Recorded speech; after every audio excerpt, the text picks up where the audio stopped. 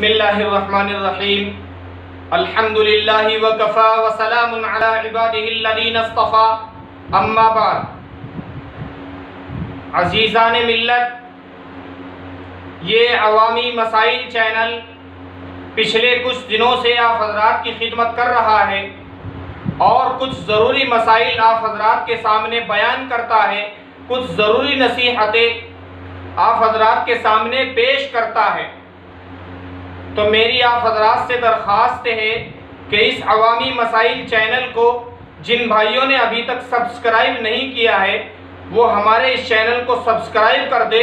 اور گھنٹی کے بٹن کو دبا دے تاکہ جو بھی ویڈیو بنائی جائے وہ آپ حضرات تک پہنچائی جا سکے، اور ویڈیو کو شیئر بھی کر دے۔ انشاءاللہ اگر ایک آدمی نے بھی عمل کر لیا تو آپ حضرات کو اس کا پورا ثواب ملے گا، شیئر کرنے والے کو پورا ثواب ملے گا، کیونکہ اس کا ذریعہ آپ حضرات ہی بنے ہیں۔ تو ویڈیو کو شیئر بھی کر دے اور ہمارے اس چینل کو سبسکرائب کر دے۔ تو عزیزان ملت، آج میں آپ حضرات کے سامنے حضرت امام اعظم حضرت امام ابو حنیفہ رحمۃ اللہ علیہ، جو بہت بڑے امام اور بہت بڑے مقتدا ہوئے، جن کے مسلک پر ہم لوگ چلتے ہیں، جنہوں نے قرآن اور احادیث سے مسائل نکال کر کے ہم تک پہنچائے ہیں، وہ حضرت امام ابو حنیفہ رحمۃ اللہ علیہ۔ ان کے والدین کتنے نیک لوگ تھے وہ میں آپ حضرات کے سامنے بیان کرنا چاہتا ہوں، اور میرے بیان کرنے کا مقصد یہ ہے کہ اگر والدین نیک ہو، والدین اچھے ہوں، والدین قرآن اور حدیث کے پابند ہوں تو اولاد بھی انشاءاللہ نیک ہی پیدا ہوگی۔ تو حضرت امام ابو حنیفہ رحمۃ اللہ علیہ کے والدین کے متعلق لکھا ہے کتابوں کے اندر کہ ایک مرتبہ ایک بزرگ نہر کے کنارے سے جا رہے تھے، سفر کر رہے تھے نہر کے کنارے سے،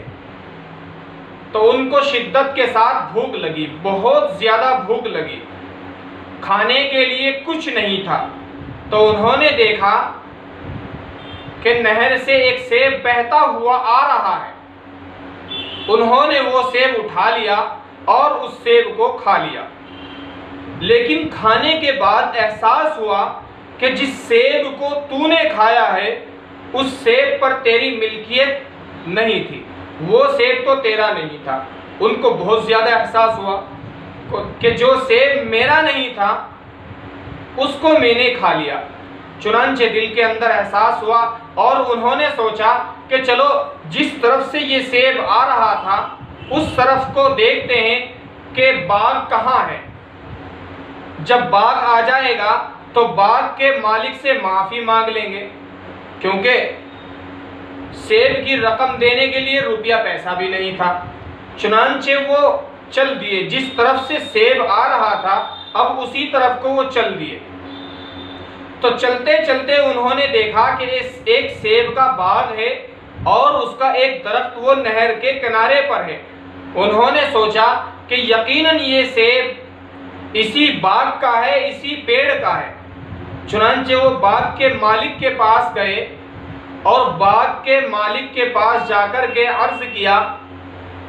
کہ بھائی میں نے تمہارا ایک سیب کھا لیا ہے، نہر کے کنارے سے میں گزر رہا تھا تو ایک سیب بہتا ہوا آیا، مجھے بھوک لگی اور میں نے وہ سیب کھا لیا، اب سیب کی رقم دینے کے لیے میرے پاس کوئی پیسہ نہیں ہے، چنانچہ تم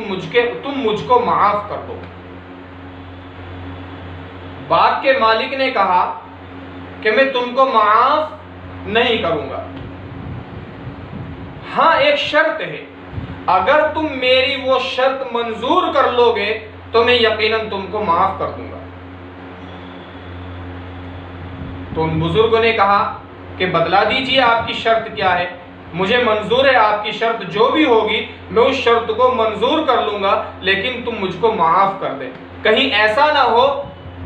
کہ اللہ تبارک و تعالیٰ کے یہاں میری اس سیب کی وجہ سے ہی پکڑ ہو جائے۔ چنانچہ باغ کے مالک نے کہا کہ میری ایک بیٹی ہے، اور میری وہ بیٹی ایسی ہے کہ اس کے اندر بہت سارے عیب ہیں، یعنی وہ کانوں سے بہری ہے، سن نہیں سکتی ہے، آنکھوں سے اندھی ہے، دیکھ نہیں سکتی،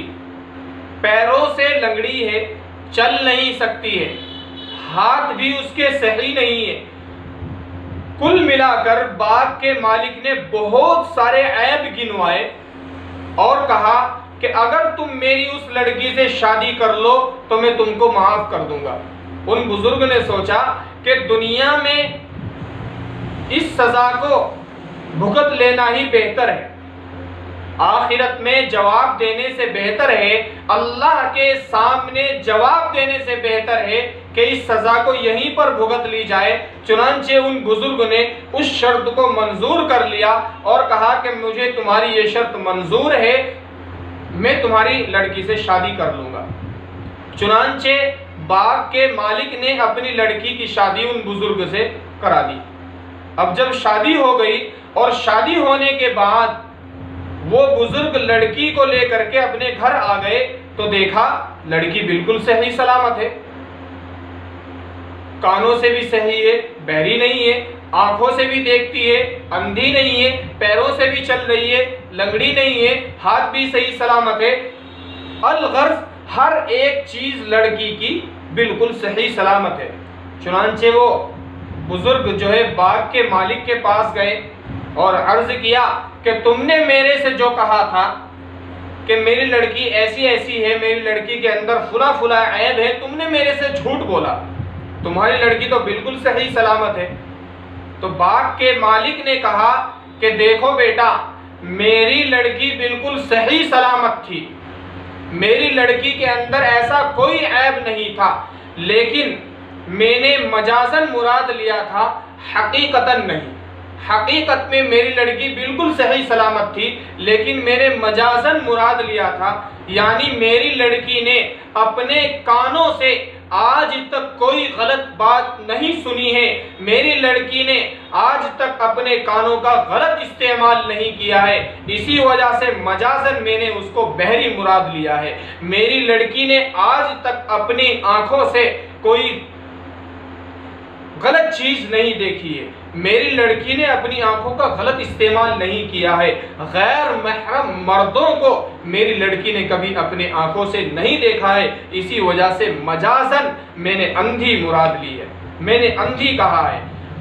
اپنے پیروں سے کوئی غلط قدم نہیں اٹھایا ہے، آج تک میری لڑکی نے کوئی غلط قدم نہیں اٹھایا ہے، اپنے پیروں کو صحیح جگہ استعمال کیا، اپنے ہاتھوں کو صحیح جگہ استعمال کیا، ہر ایک اعضاء میری لڑکی نے جو ہے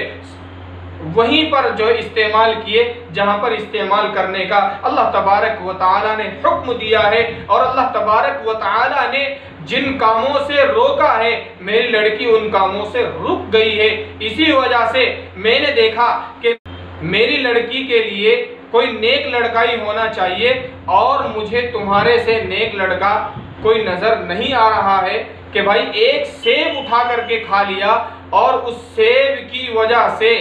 تم معافی مانگنے کے لیے آ گئے، اور پھر اس ایک سیب کی وجہ سے ایسی لڑکی سے شادی کرنے کے لیے تیار ہو گئے جیسی میں نے بیان کی ہے، تو مجھے تمہارے سے نیک لڑکا کوئی اور نظر نہیں آیا ہے، چنانچہ میں نے تمہاری لڑکی کی شادی اسی وجہ سے کر دی ہے۔ تو بزرگ اور دوستو، والدین جب ان کی شادی ہو گئی، جب لڑکے کی اور لڑکی کی شادی ہو گئی اور ان کے یہاں ایک بچہ پیدا ہوا، اور وہ بچہ ہے حضرت امام ابو حنیفہ رحمۃ اللہ علیہ۔ کتنے بڑے امام، کتنے بڑے مقتدا، کتنے بڑے اللہ والے حضرت امام ابو حنیفہ رحمۃ اللہ علیہ۔ تو کہنے کا مطلب یہ ہے اگر نیک ہوں گے والدین تو انشاءاللہ اولاد بھی صحیح نکلے گی، ماں باپ کو صحیح ہونا ہے، اولاد بھی انشاءاللہ صحیح ہوگی۔ اللہ تبارک و تعالی مجھے بھی اور آپ کو بھی کہنے سننے سے زیادہ عمل کی توفیق عطا فرمائے۔ فقط والسلام وآخر دعوانا ان الحمد للہ رب العالمین۔